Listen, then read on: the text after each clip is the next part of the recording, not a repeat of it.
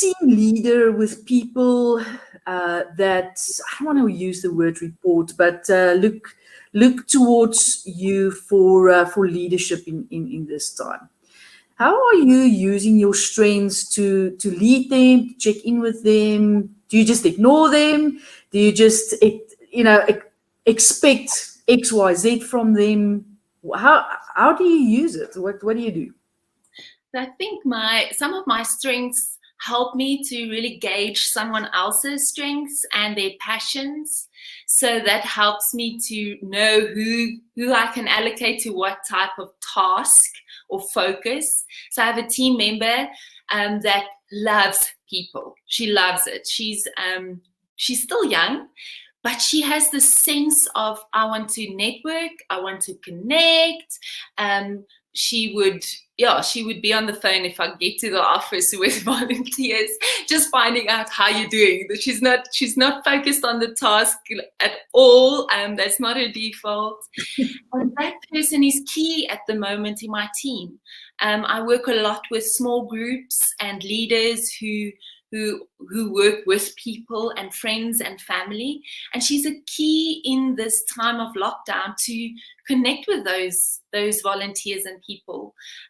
In the large congregation, one person cannot have their hands on everyone. So I've employed her into that. That's so natural. That's her gift. That is her strength, to go into that. I have a team member that is very achiever, tasks, deadlines. I don't think she has one in the block of relationship, so, which is great because she's getting the job done. I can give her a new task, a new platform, a new idea. We just launched a few online courses within 3 days, and she was head of that because she knew this person needs to be here, this person needs to do that, and needs to send it on this platform. And she's such a gift to this community because over 12,000 people can now go on a journey that wouldn't have been there. I can't do it. She's got the strength to do that. And then, there are many, but that's just, I'm thankful that my strengths can gauge where someone is at, and then to just maximize or elevate that gift in them and see how it plays out and how that gives them life. I mean, that is just such a joy to witness. I think that's the joy of your job. That's why you do what you do. Seeing someone flourish and become even more who they created to be. It's such a joy to see. Yes. And I think in the midst of a dire situation, being able to know your strengths and to focus on your strengths just lightens the load a bit. Yeah. I think that's going to be the saving grace of some people during this time, Magriet, is if I don't know who I am, then with the world that is shaking and just changing, where am I at in that? Yes. And so it's so important for people to really tap into who am I, what am I good at, what is my gift, and to sink yourself into that. That's going to give the sense of purpose in these uncertain times. That's such a key thing that you're saying, Melissa.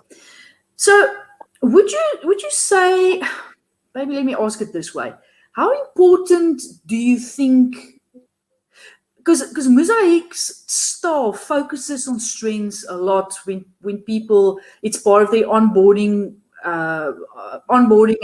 when they start working there and so on. How important do you think knowing your team's strengths is now?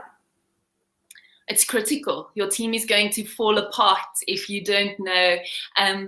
I think like I just said, there's an individual responsibility. I'm responsible for my life and my sense of purpose. But then as a leader of a team, you do have a sense of responsibility for those team members. If you want your team to continue flourishing, you need to tap into what their strengths are and mobilize them to live into that, especially in this time.